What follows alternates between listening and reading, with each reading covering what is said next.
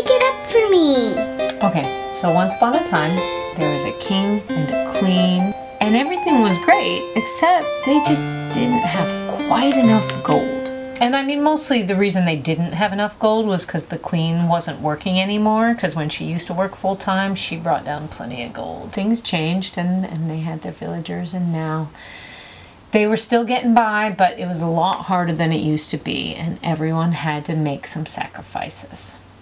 But they did, and they were happy, you know, relatively, until one day the king went out and bought himself a new carriage without talking to the queen first. He pulls it into the driveway and jumps out of it like he's like freaking Magnum PI or something, and the queen was like, "What the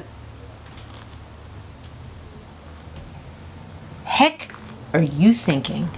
And he says, "Oh, no, don't worry, we can totally afford this. Ted and I did the math on a bar napkin, and it's all gonna work out because it's only a lease." Well, the queen didn't even know what to say, so she just let it go, because clearly he was having some sort of a midlife crisis or something, I don't know, but you know, she thought it was actually kind of funny and a little bit sad, really, honestly. And then one day it just hit her. Why does the king get to drive the nicer carriage when the queen was the one that was shuffling the princesses around all day, right? I mean, to soccer and dance and gymnastics twice a month and Girl Scouts, even though they had talked about only doing one activity at a time, but still, that's not the point. The point is, why was she driving the beater with almost 200,000 miles on it that they had to pay a guy to pass smog every year, right? And he's driving this tiny little two-door sports carriage that he couldn't even fit the villagers in if he wanted to, which he clearly didn't. Was he trying to pretend that he didn't have villagers or something?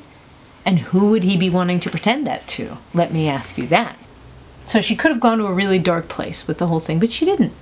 Instead, she went shopping.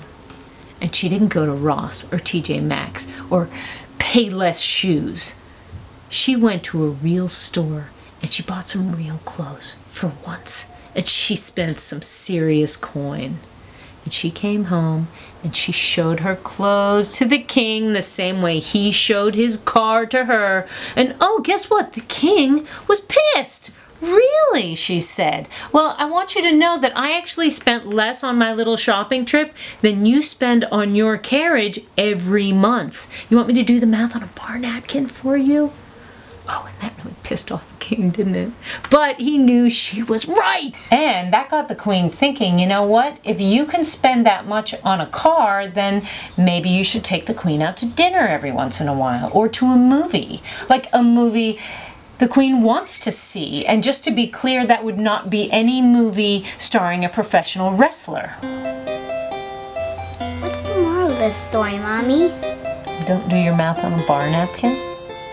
What's a bar napkin?